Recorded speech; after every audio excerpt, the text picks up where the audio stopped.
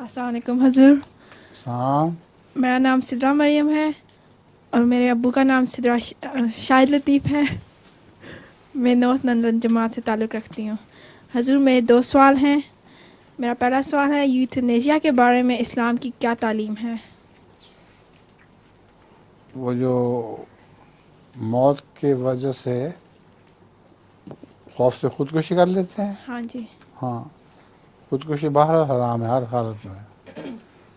تو جو مرضی تکلیف ہو خودکشی کی اجازت نہیں ہے. یہاں انگلستان میں ابھی چند دن کا واقعہ ہے کہ یہاں سے ایک جوڑا گیا فرانس اور انہوں نے فرانس جا کر خودکشی کر لی، کیونکہ انگلستان کے قانون میں خودکشی حرام منع ہے اور جو خودکشی میں مددگار ہو اس کو سزا ملتی ہے.